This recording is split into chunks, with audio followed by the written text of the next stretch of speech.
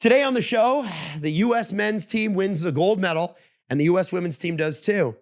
But one of them's going to the White House and the other one isn't. We'll talk about that. We'll talk about Nicki Minaj's bot farm. Yeah, seriously. And also the most jaw-dropping clip on this season of Love is Blind. Seriously, if you're not watching this show, you need to. Ooh, almost out of February, and we're in our burgundy. It's one flirty. This is my Kit and Ace. I've gotten obsessed with this brand. It's really Canadian. Yeah. And it's two of the founding designers of Lululemon. And they've created it across, they run under the same brand as Tilly and Mastermind. Yeah. So it's, Joe Joe Mimran from... You are speaking in serpent tongue to me. I have no Joe idea what you're talking Mimran about. is the guy, he's from Dragons Den. He started Joe Fresh. Oh, what? Yeah, so it's all a part I of the love same. Joe Fresh. Yeah. So this is the higher end, and I got a couple of them. And these Henleys are they're so warm. Feel them. Oh, I love a Henley. Like, it's just, is that not the... It's and their really pants soft. They fit my bubble butt. It's good. You know what? I've never thought to myself, who is Joe Fresh, actually? No, Joe Fresh is a guy. Yeah, I didn't realize. Who is this Joseph Fresh? I'm pretty sure. I love Joe Fresh. Now I'm going to check it. Best known for founding Club Monaco and Joe Fresh. Clubby Monaco. Mon. Yeah. I've never called it Clubby Mon. I don't know. Clubby Mon. Clubby Mon. You know what? And I should be more curious, like, to Joe's real identity. And I never thought about that. Yeah. So maybe it's time to zoom out from myself and think about Joe. He also owns Quadro Ristorante in Toronto's Little Italy and partnered with Tony Longo of Longo's to launch a huge... and I've never thought to myself, who is Longo? Yeah. You know what? It's time I start thinking about the men in business. You know what? It's time I start thinking, who are the men? What's the other grocery store that's Italian? Sobeys. No, Italian. Fortino's. I love Fortino's. Laura Fortino was a very was an Olympian this year for Team Italy, but is a Canadian. What? And I've known her through like women's hockey and stuff. Like she's a brilliant hockey player. Laura Fortino? Yeah. Oh my God, cool. Good for Her family's part of Fortino's? I'm pretty sure, yeah. I didn't even know that Fortino's was a family. No. Adam knows everybody's business.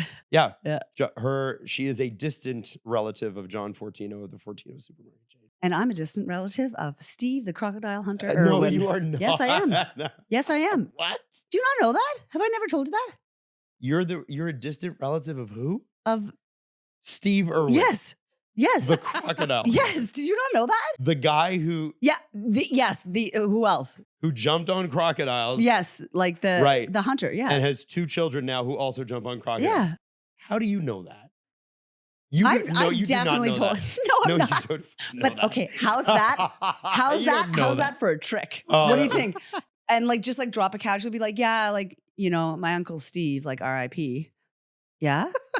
And I do have Uncle Steve and R.I.P. to him, but he's not a crocodile hunter. But people don't need to know that. No, Oh actually, gosh, true. Jax. Oh my God. True.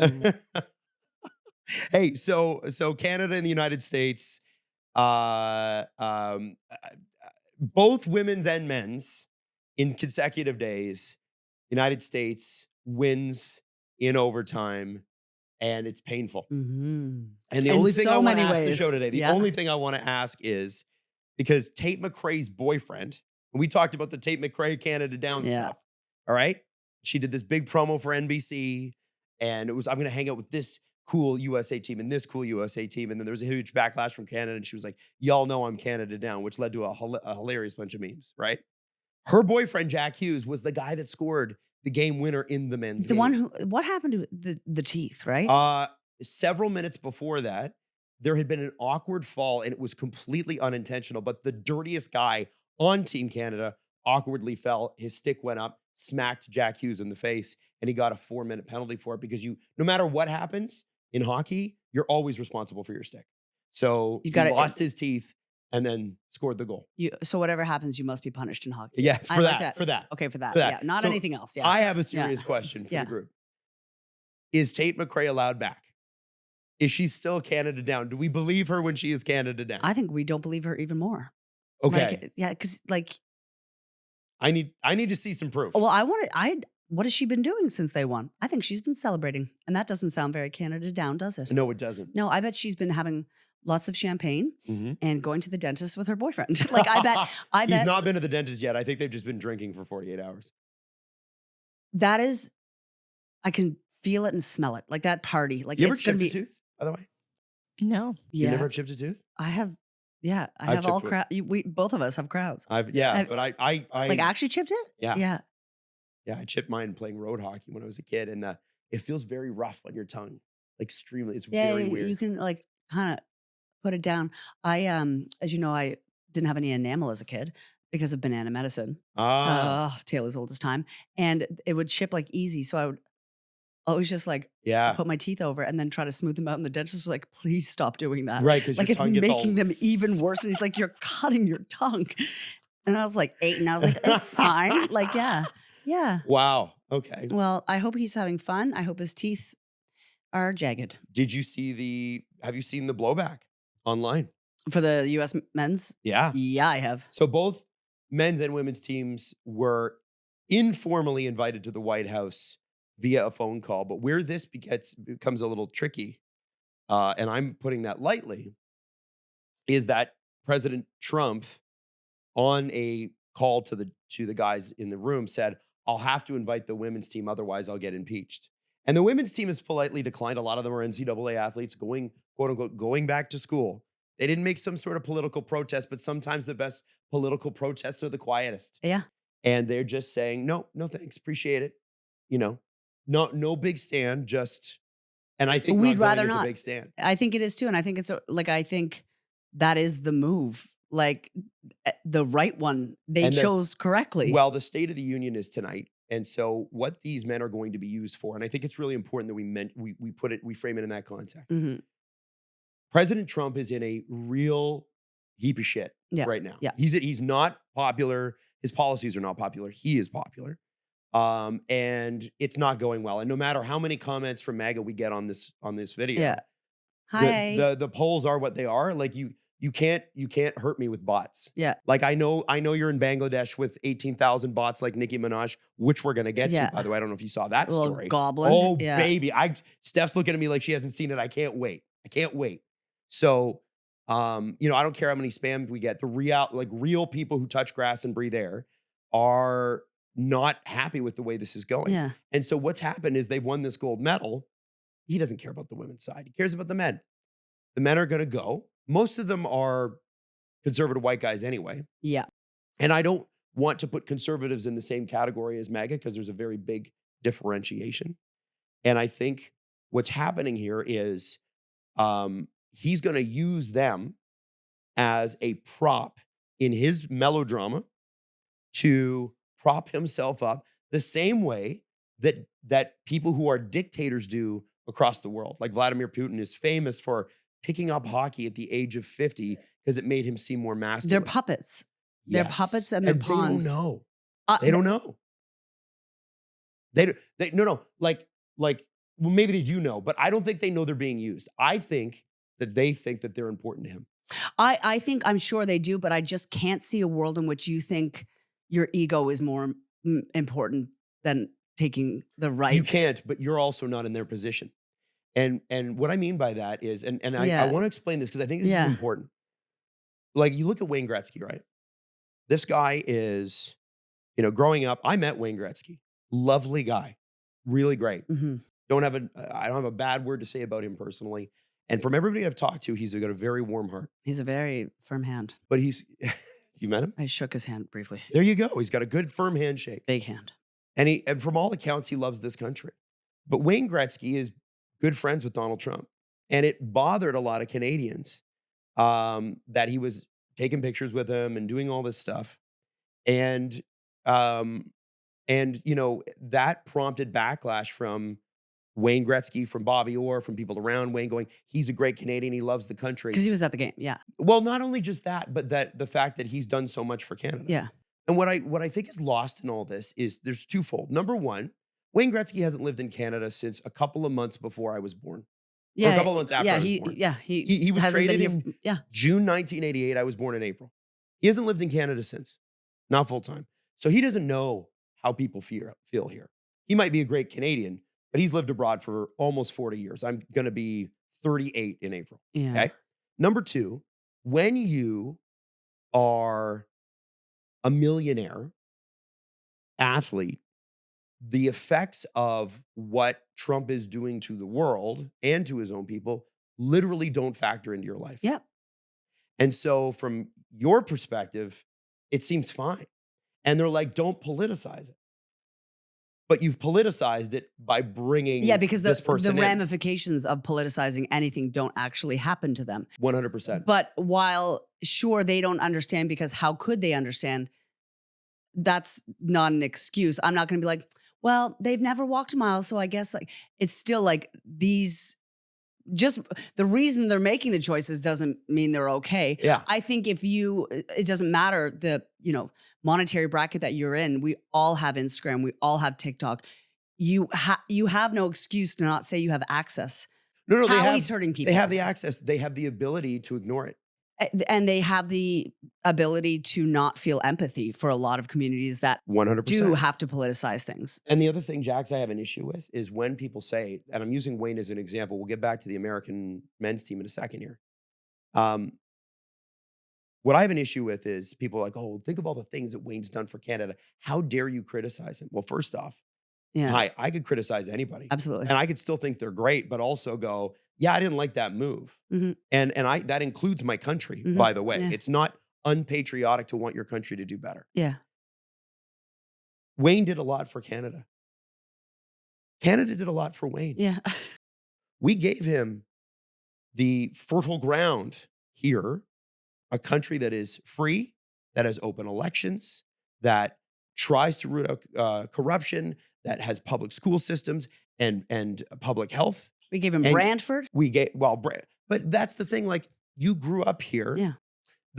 Like where you grow up, they always say in history class, geography determines destiny. Yeah. Wayne grew up in a place where hockey was central. He happened to love hockey. He played it before school. He played it after school. The winters were colder back then, so he had an ice rink in his backyard. And this country, when he became the great one, when he became the Stanley Cup winner multiple times in Edmonton and went to world championships and all those things and represented the country, went to the Olympics, we built statues. We gave him awards. We celebrated him gala after gala. The Wayne Gretzky Parkway. This is what I'm saying. Like, I know Brantford. That relationship is reciprocal. And so, Wayne's done so much for Canada. Canada's done a lot for Wayne too. Right. And then when the hockey guys, the USA hockey team, like the Hughes brothers, for instance, their mom was on Team USA Women's in the 90s. Yeah. Raised 3 boys that are in the NHL, which is so impressive. Like, amazing. She was a high-level hockey player, good enough to be on Team USA, has 3 boys. 2 of them were on the Olympic team that won the gold medal. Yeah. And they're laughing. Yeah, at women's hockey. Well, and that's how whether or not that's how it was intended, that is how it landed. And by the way, it's absolutely how it was intended. And he cannot win. Yeah. Trump cannot win without tearing someone down. No, but here's that is like, that's bully behavior by definition, totally. Right? At the expense of another. So my thing, like you said earlier, silence is sometimes the biggest protest. You have to take the call. Like, there's all these excuses. They had to take the call. They didn't have a choice. You have a choice to not laugh, though. That could, silence could have been the loudest response. Instead, they laughed louder than I think they needed to. And what made it political, too, was Kash Patel being in there. Let's call it what it is. Absolutely. Right? Which is like, he's the director of the FBI. There's a massive alleged pedophile scandal being covered up right now, which, he's, you're in the dressing room drinking beers. Yeah. Meanwhile, there are women standing in front of Congress last week with your attorney general yelling, the Dow's over 50,000. You should be thanking President Trump, and not looking back at the women who were abused. By the way, Trump still owns Epstein's plane. Oh, he still owns his plane. How heavy are we gonna go? Oh, yeah. When you said earlier, Trump doesn't care about women's hockey. Trump doesn't care about women. Yes, and we know that, and we know that none of these men in government right now on his side care about women. They don't care about women's rights. They don't care about women's trauma. So aligning yourself with someone who has no empathy and is also cruel, and then laughing at your pain, there's no excuse. And it's The bots will come for us, and I hope they do. But like, good, it'll boost our numbers. And great. Sometimes you have to look at things in a long-term view because there's a lot of people raging online about this, and it's specifically, there was another American who said close the northern border when he was on the phone, and nobody can figure out quite who it is. There was a thought that it was the Ottawa Senators captain Brady Tkachuk. Seems like that's not the case, which is good. But Canadians don't play at that. We've been very quiet about, relatively speaking, about what's been thrown at us. Yeah. How, as a NATO ally, like I had friends that went to Afghanistan and fought and did several tours of duty. Mm. And a few weeks ago, this is the same guy that said that the other allies, they really weren't on the front lines and they weren't really a part of things. Yeah. And 169 Canadians died there. There was like a 15, 20-year block where we were there with them every step of the way. And it wasn't that long ago, and they have spat in our faces. And we've still said nothing because we're letting our government do what it needs to do to take care of the country, right? Yeah. Where you talk about lack of empathy. Mm. That seems to be in vogue, Jax. And that's the part. It's sort of like you got feelings, well, go after yourself. Yeah. Well, cruelty is in fashion now, but I need to say this. It's awful. It's very interesting how many people seem to care now that it affects hockey, though. That they're embarrassed over their support, like it's their a sport, flashpoint, right? There have been Trump has been either encouraging violence or encouraging hysteria or encouraging, straight up violence against like trans, non-white communities for years. Mm-hmm. And it's very interesting to see how loud the internet is now. People have died in the past 6 months. Sure. Due to his actions. But now we're upset because the men's hockey team's making fun of ours. I just want, and I'm so glad that people are outraged and I want people to continue, but I want us to realize that this has been happening for a long time and people have been in danger for a long time.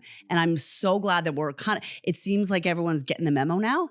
Yeah. But, and Americans are. And Americans are, but I want to make sure that we see the signs maybe sooner.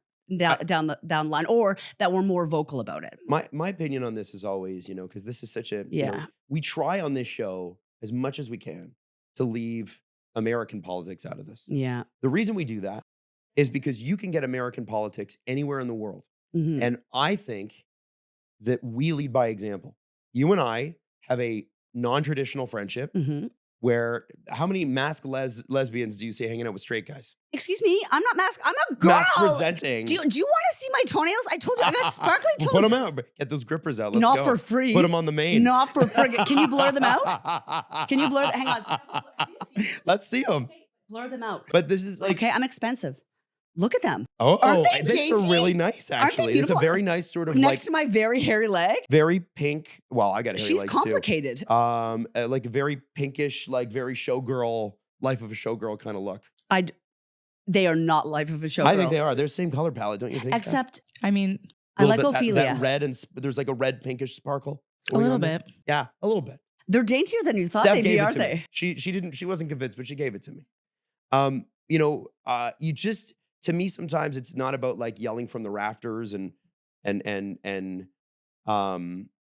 screaming about this all the time, because that falls on deaf ears. Sometimes it's about leading by example and just being who you are and continuing to do that despite the noise. But in this instance, it has become such a big flashpoint that it's sort of hard to ignore it. We would be doing you a disservice. Yeah. And,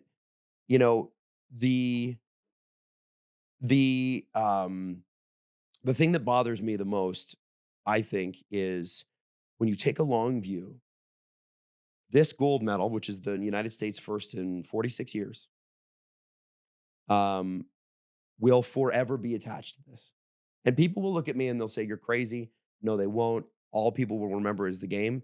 I'm telling you, and Jax and Steph, that the internet does not forget. And one day, this MAGA shit's not going to be cool anymore. Yeah. And we're going to look back and people are going to go, wow, what a great game and what a great team. And they pulled a victory out. And there's that. There's going to be a lot of shame around the past couple of decades. This will not be a good look. There's going to be a lot of shame around the past couple of decades. And I will say that, toxic hockey culture has been happening 4 years.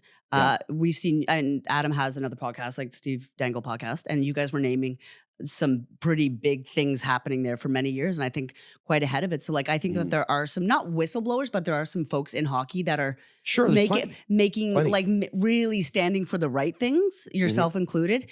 But I'm glad to see kind of everything coming together, being like, hey guys, actually in no community is this kind of stuff tolerated. So it doesn't matter, which is nice. And the blowback will go away, it'll recede, and these guys will think that everything's fine. Yeah.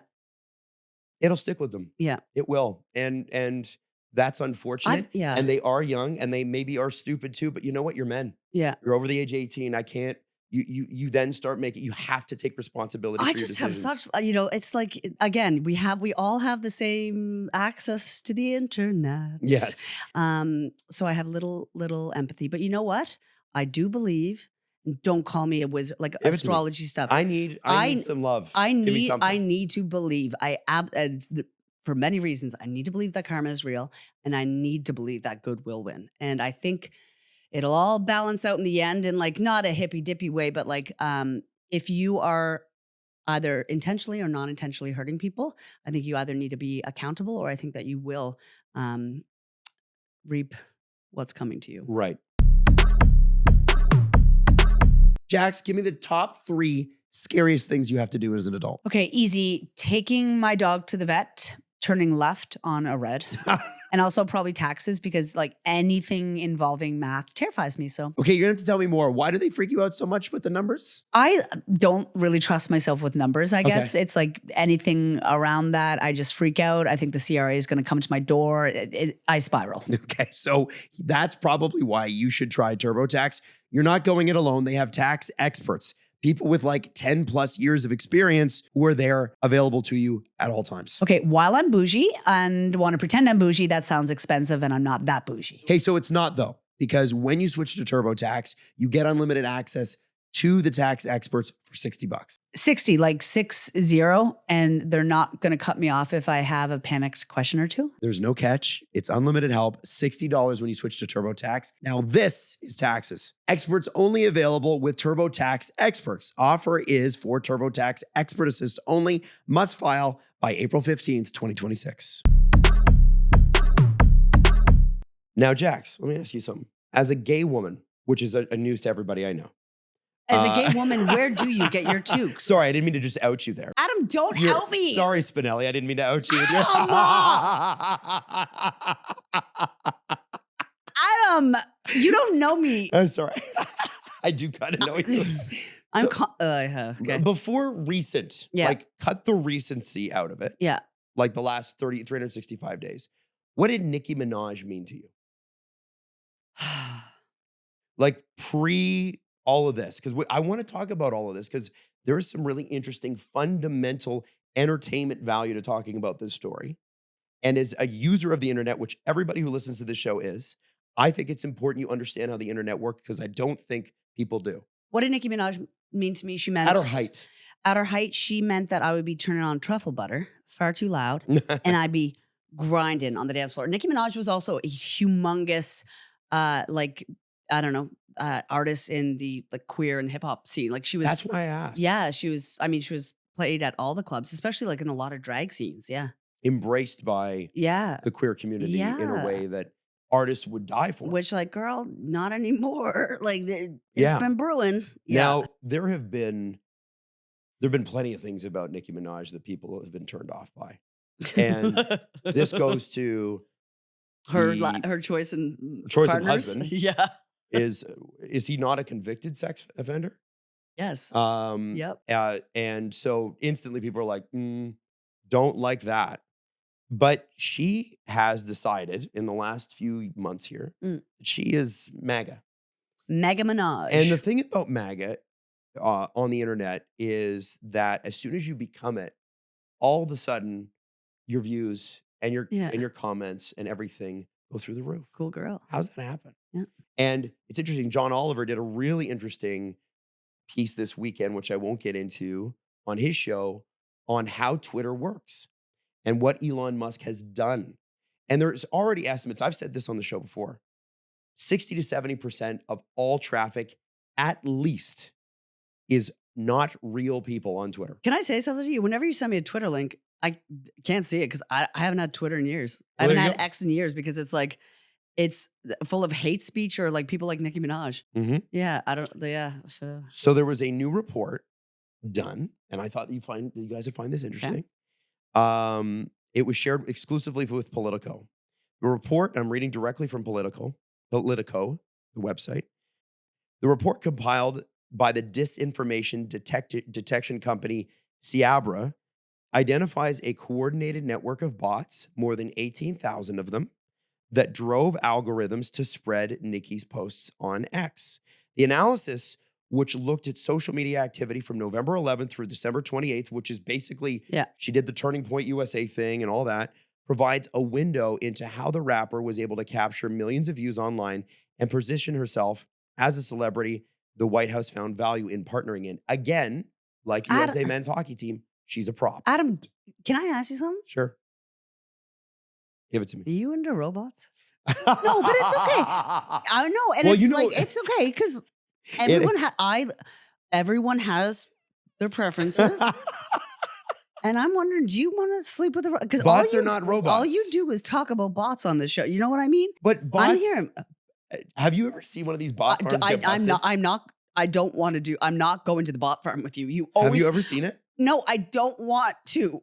Bot farm. Here we go. Doesn't matter. Imagine we have to talk about the bots. rooms like this. I don't want, it's like Black Mirror. Everything on the wall is just an iPhone. And they're all different social media accounts on Twitter. It's hell. And they tweet things, and you use AI to scrape and create tweets. Get me out of here. And essentially amplify messages. Because what human beings have a thing, it's a crowd mentality thing where I don't know if I like that. Well, these 20,000 people like that. Yeah. Oh yeah, for sure. Well, maybe I should give that a shot. Yeah. Right? It's foolish. Yes. But that's how human beings are. Right? So Minaj joined the president at Trump account summit where Trump invited her on stage, showered her with praise, and recorded a TikTok with her. The report found inauthentic accounts repeatedly amplified Minaj's posts with praise that used highly similar language. Yeah. Which is what AI does, particularly in response to posts where authentic accounts, like a normal person who's real, criticize Nicki Minaj. Quote, supportive comments generated by fake profiles were predominantly brief, repetitive, low in semantic complexity, meaning they're not complex sentences, consisting largely of praising keywords and positive hashtags rather than original or substantive engagement. Other inauthentic activity surrounding Minaj included longer, more detailed comments designed to appear organic. Can I be honest with you? I don't care about Nicki Minaj. I don't care about X. I don't care about Donald Trump. And I'm not going to give them any airtime. That's fair. And I also am scared of robots. And you know that. And Nicki Minaj needing fake technology to spew hate is probably the most like unsurprising and good thing I've heard all day because I don't want her to have anybody real that supports her. Mm-hmm. She supports hate and supports, I don't know, putting people in dangerous positions. And the more that she is churned out on the internet, the more attention she gets, whether it's good or bad, the more traction she gets, the more eyes on her. And I think that we need to really start shifting our attention even when it's anger, when we're outraged that these people are still giving them just ignore them. Just ignore them. Interesting. Because these people. You think that'll work? I mean, no, because it's like. I hope it would work. I hope it would work. And like, you know, when there was the like mass exodus of like, why are we giving these huge celebrities our follows? Like when they aren't supporting causes that, you know, human rights should. Like those things do work. But like Donald Trump doesn't care if we hate him. It's still attention. In fact, he preys on it. Yeah. He preys on outrage. And people like Nicki Minaj will, if they don't already, she definitely does, prey on outrage as well. So it's like, what's the point? If there is no right thing to do here, just ignore them. And I mean, it's again, the bully thing. It's like, just ignore them. And you'd always think like when your mother would tell you that, like, that doesn't work. But it may be the only thing that works because we are in a terrifying time right now. And they have enough money to make sure they're not ignored, right? I envy you for not having to be on X. I'd have to do it for sports. No, you don't. I do. I actually do. You do have to do it for sports. And unfortunately, I mean, I can fight you on that, but okay. Yeah. No, but it's true. Yeah. Like I have a business. I have to do this. But you don't have to be. Your business can be on. Like yeah, you but can, I kind of do. Yeah. And I respectfully disagree. Okay. I have to be where I have to be. Hopefully not for much longer. Yeah. Like I hope that, everybody migrates elsewhere. But in live sports, Threads and Blue Sky and nobody's captured that audience the way Twitter used to. And I think now it's people that are still hanging on to the old days and I'm probably one of them that are still there. No, I think that you're there because it is people I think you're there because there's no other choice. But I think that also speaks to, and again, maybe I'm getting too hard on this. I think that speaks to louder. It's like hockey is on Twitter. Twitter is owned by, it's all of these, if you're going down 2 lanes of the highway, hockey and they're all on this side of the highway. I know, but you can't change something sometimes by refusing to participate in it. Sometimes you can. In this instance, to me, the way I look at being on Twitter is I'm just going to be myself and not jump into that. Yeah. No, and I'm not saying you personally on Twitter is my problem, but I'm saying you do see the theme though, that it's like everything in hockey is on Twitter. We can't change anything, and all the hockey guys are not conservative, but it's just that's where the news is. There's a lot of work to do, especially there's a theme here where, of course, these things can change because the larger system is like this, and I don't want to get taken down for this, but too in the weeds. Yeah, I just well, we're not on Twitter on this show. I think that it is no surprise that hockey, of course, lives on Twitter because I think that hockey can be a very toxic place. It's in a toxic. Parts of the internet. Yeah. I said, I think that, hockey can be sometimes. And I think that we should really celebrate the untoxic parts of it. And again, I saw a tweet last night, no, I didn't.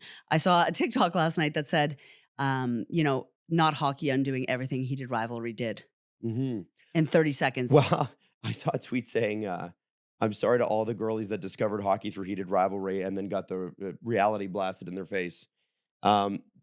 Both are, again, not to circle back one more time, but there is a significant amount of people in hockey who are fighting this, the way things are. Mm-hmm. And I think that's good. Yeah, absolutely. And you know what I've seen in the last 24 hours? Yeah. All of them have come out and unanimously hated this. Yeah. So that's been nice too. Well, and that's the thing is it makes me kind of sad that now the voice, but at least it's happening. So 100%. Better late than never. Now, moving off of this, I did want to ask you guys about, did you see the Zayn Malik Call Her Daddy interview?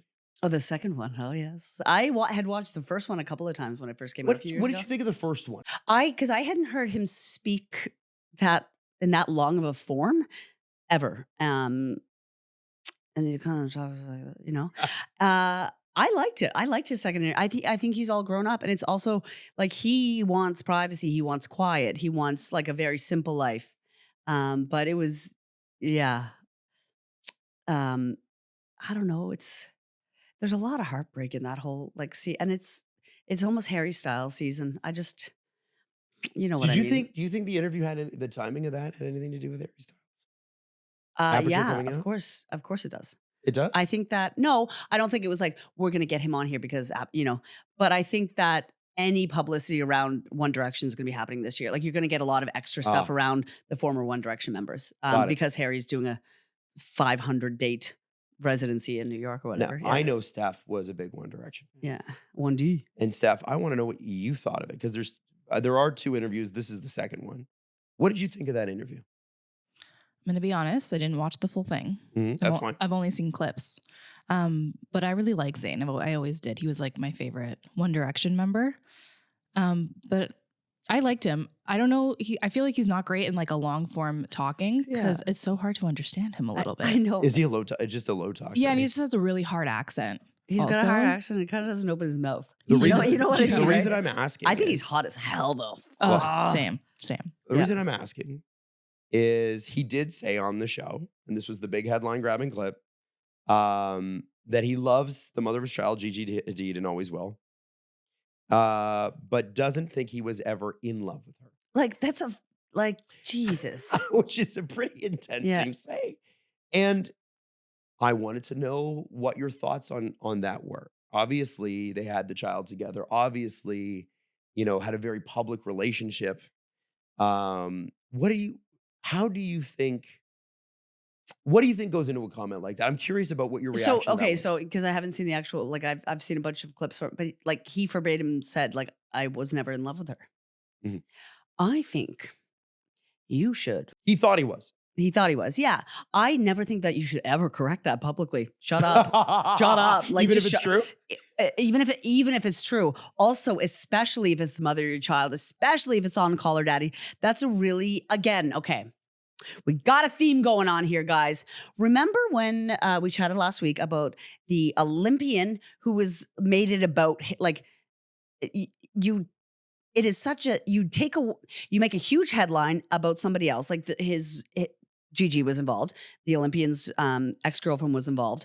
You make this crazy thing happen publicly, and then a bunch of attention is going to be either on Gigi or the girlfriend, and then you humiliate them. That's humiliating. Like, to say that about, like, I was never in love with Gigi. Like, why are you doing that, man? Like, that's shitty.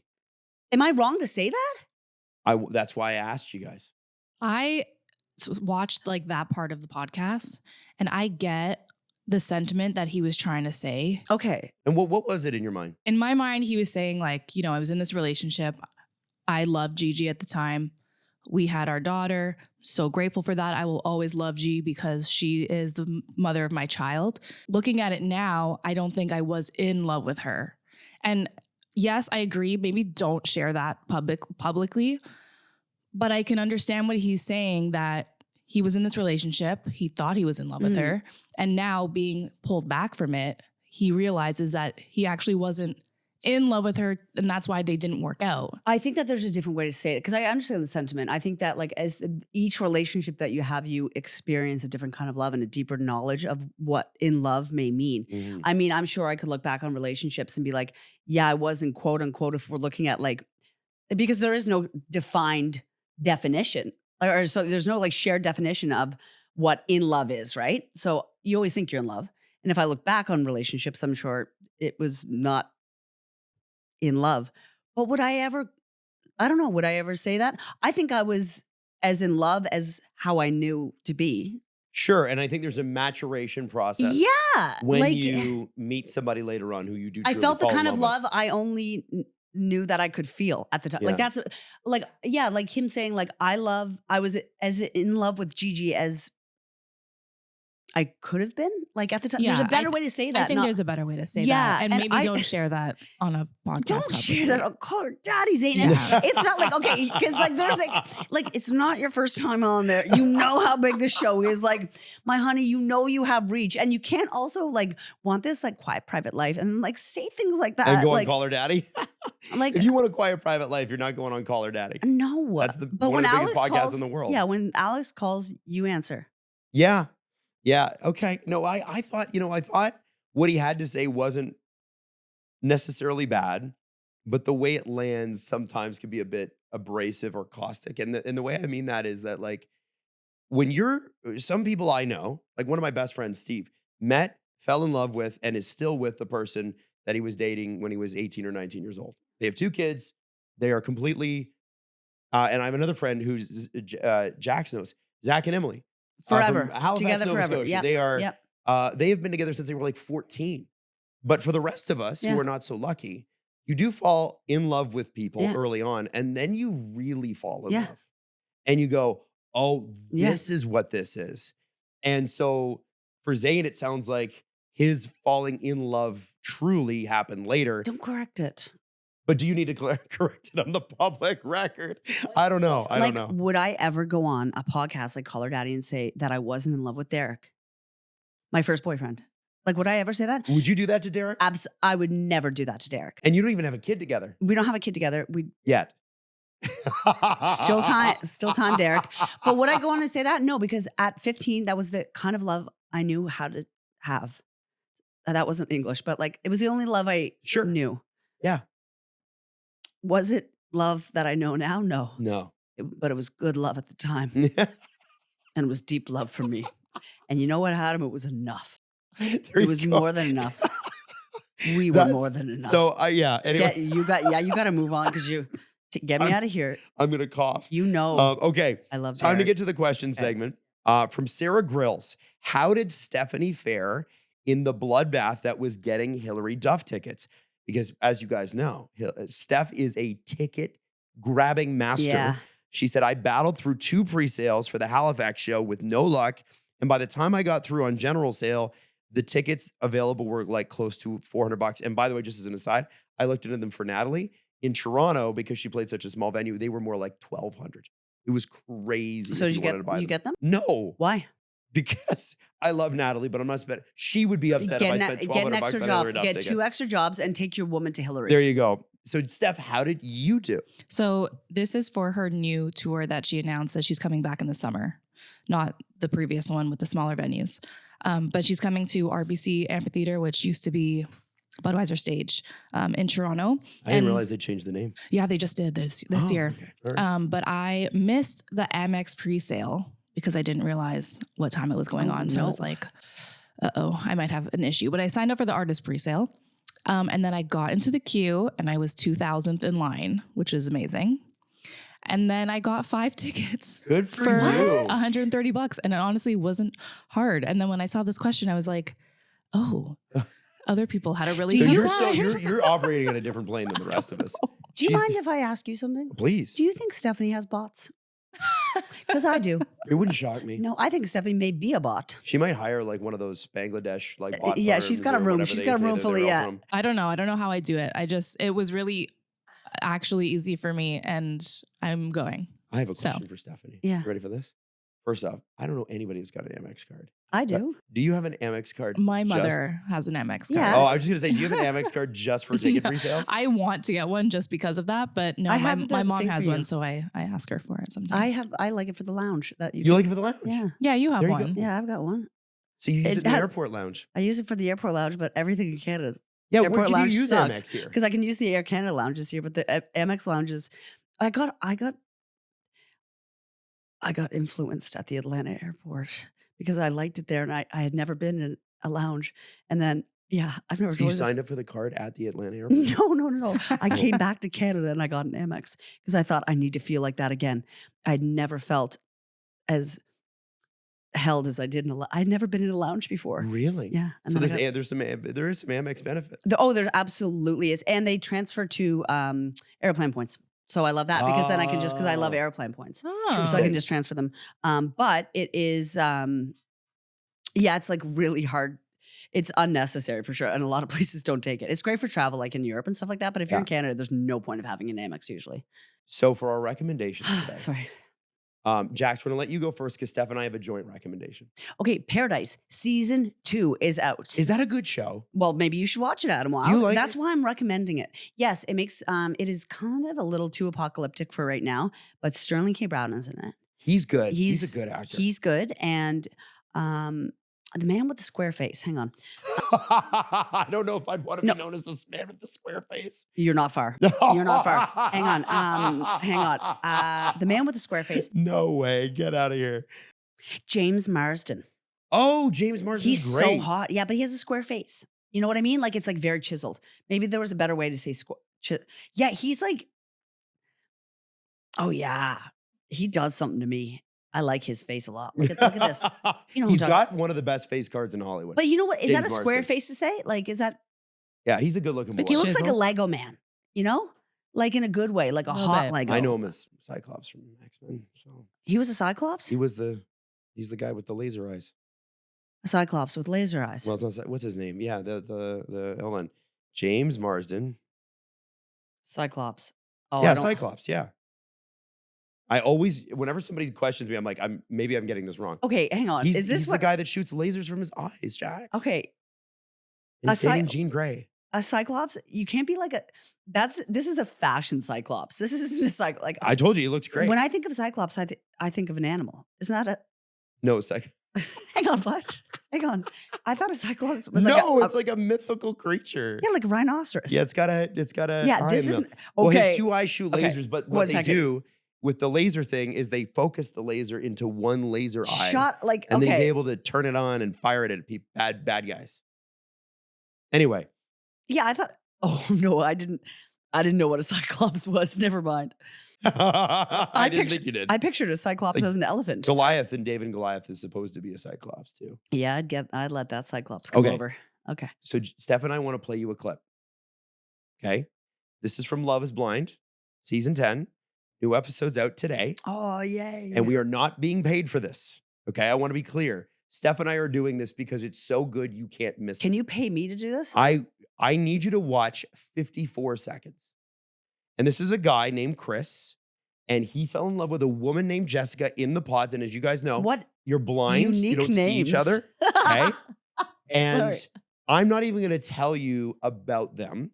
I just want you to watch this conversation on my phone, and I want you to react to it. And then I want to tell you more details. Okay. So just press play. It's at the bottom left of the screen. Press play. Like, I don't know, like.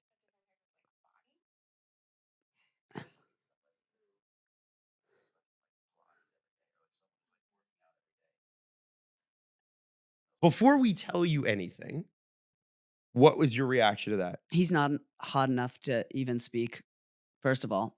That part. Yeah. He, yeah. You can't, I don't know, like you can never say those kind of things because they're really inappropriate and not, not okay to say. But especially if you're kind of mediocre looking. Yeah, like you like what's his name? Chris? He looks like a Chris. It's like just a regular guy. I don't know where he's from.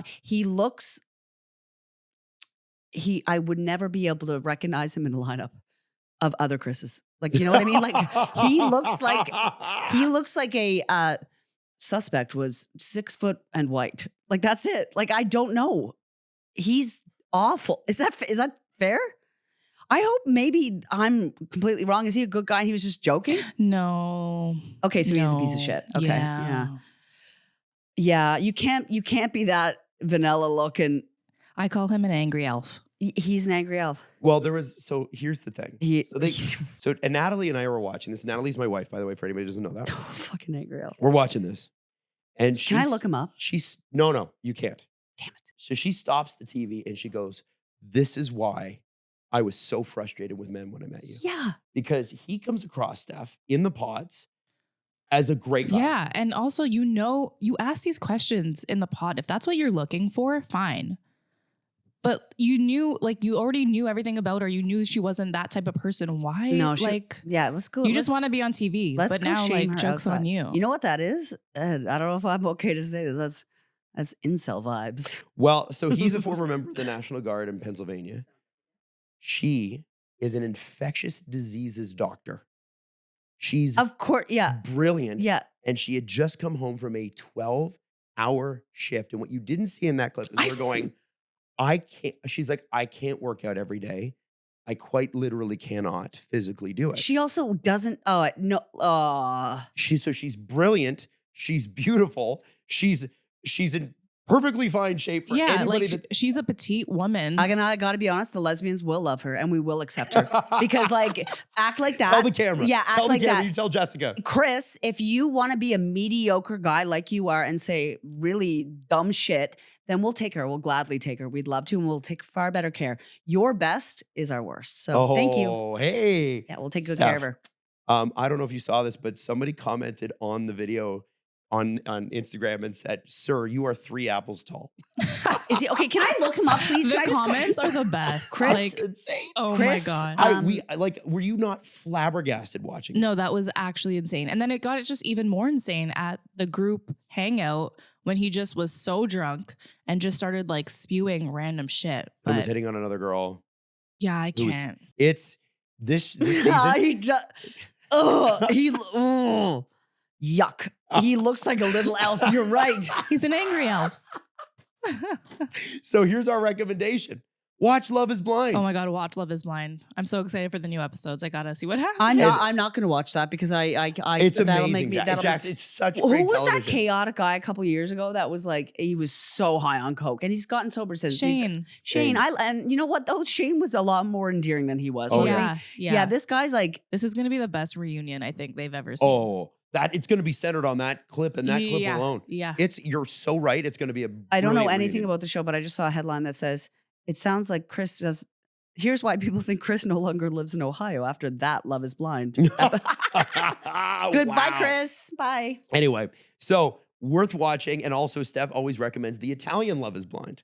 Watch it with so good. Watch it with subtitles if you don't speak Italian. Yeah. But it is messy. It was great. Yeah. Okay. I'm going to check that out next. Anyway, so that's it for the show today. So Paradise and also watch Love is Blind. And we will be back next week. And I think that's yeah, baby.